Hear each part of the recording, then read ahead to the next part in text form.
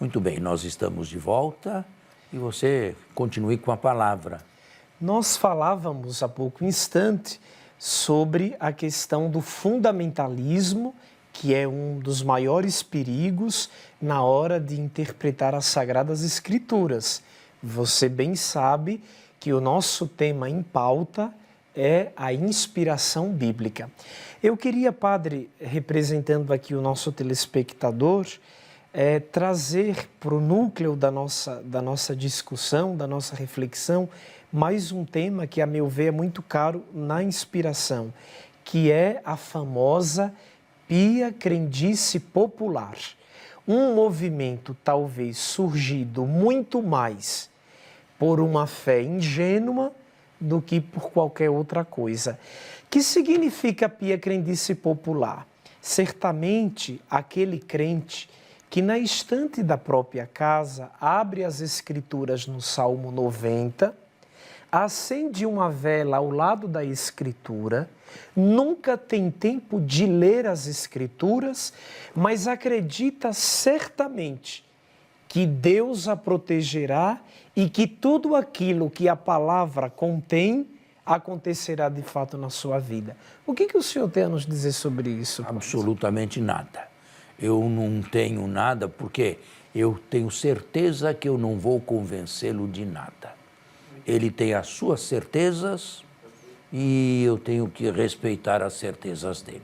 Claro que eu não concordo com absolutamente nada, nunca ensinei isso nos meus 40 anos de docência, espero nunca ensinar, espero que ninguém me tenha entendido mal, também espero que ninguém tenha perdido a fé nas minhas explicações bíblicas. Pelo contrário, eu espero ter robustecido a fé de muita gente e transformado a fé de fé ingênua em fé mais sólida. Tudo isso eu espero. Porém, com essas crendices, o que eu posso fazer? Olha, seria a mesma coisa que dizer, eu vou abrir a Bíblia. A página que eu abri é aquela que Deus quer que eu leia. Exatamente. Sim, o que eu vou fazer com isto? O que eu vou falar para uma pessoa dessa que não faça isto, que isto não é racional? O que eu posso fazer? Não há o que fazer.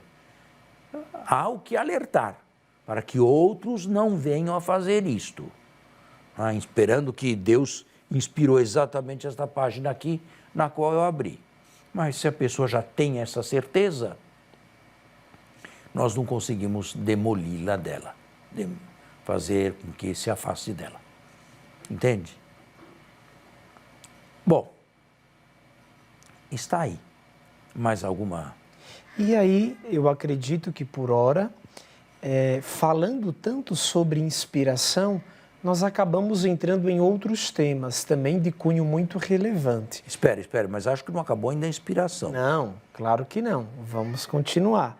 Mas por hora, a pergunta é: o fato de hoje entendermos que a Bíblia é revelada, que ela contém a palavra de Deus, que ela é uma carta de Deus proferida a nós, e que ela também tem as suas tensões, tudo isso que temos de certezas das Sagradas Escrituras teve como pontapé, ou tem como pontapé inicial, a inspiração, padre?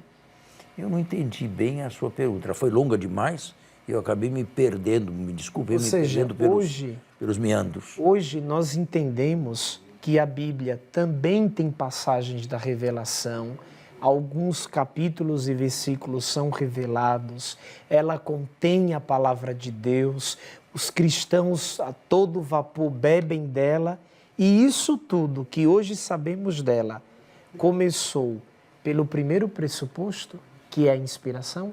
Foi por causa da inspiração que nós temos isso tudo ou não? Não. Bom, claro, da parte de Deus, o texto final foi sempre inspirado. Agora, vocês talvez estejam me perguntando a respeito da consciência da inspiração. Exatamente. É isto? Não. esta consciência da inspiração, a Igreja foi tomando, foi tendo aos poucos. O judaísmo bíblico fechou o seu cânon no final do século I ou início do século II da nossa era. Quanto a nós, cristãos, houve uma consciência de uma inspiração, mas uma consciência lenta e progressiva. Isto é, com o tempo, com o passar do tempo, a Igreja foi tomando consciência de que uns livros eram diferentes de outros. E isto não se deu de maneira unívoca, de maneira 100% aplaudida por todos e nem na mesma época. Houve um período grande, 200, 300 anos, de indecisão, de aceitação de um livro por parte de determinadas comunidades e não aceitação por outros.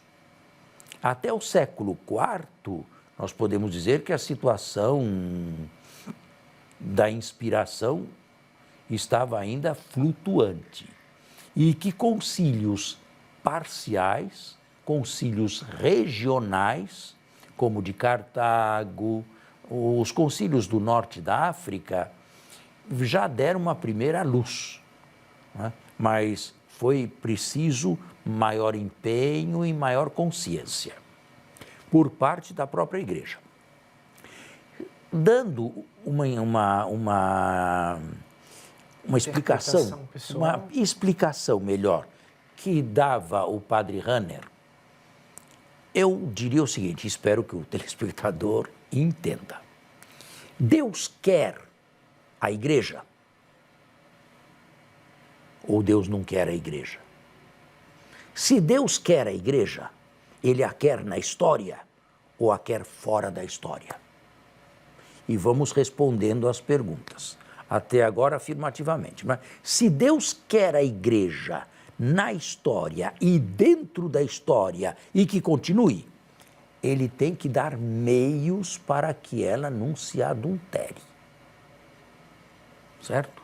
Porque senão a própria história faria com que o rio saísse do leito e entrasse para pântano.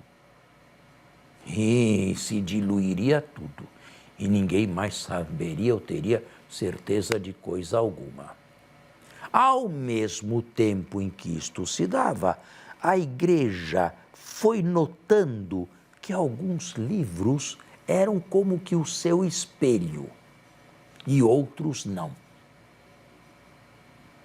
Então, da parte de Deus, um desejo de preservar a Igreja na história, que é mutável, que é móvel, que caminha, que se modifica, né? Que é dinâmica, e, por outro lado, a necessidade nossa de termos um parâmetro para não nos desvirtuarmos nem para a esquerda e nem para a direita, continuarmos neste leito.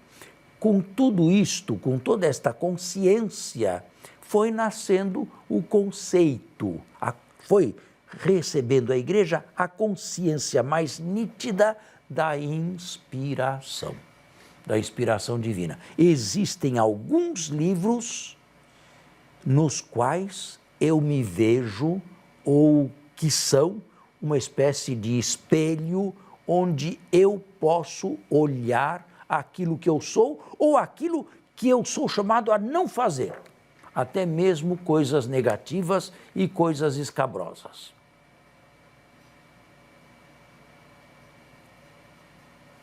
E daí, aos poucos, foi surgindo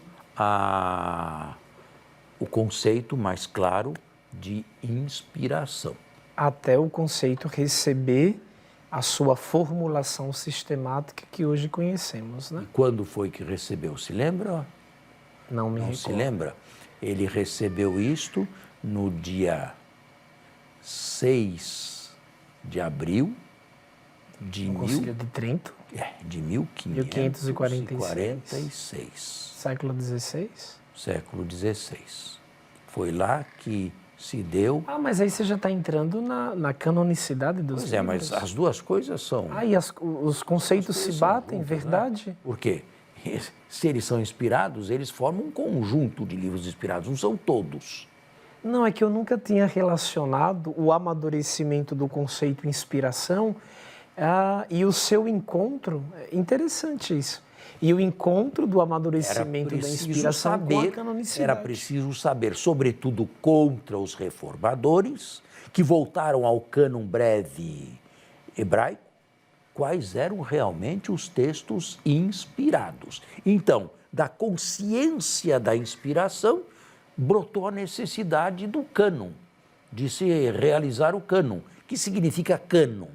Cânon significa um metro, ou melhor, uma medida. Pode ser um metro, pode ser uma vara, pode ser o que for, mas uma unidade de medida.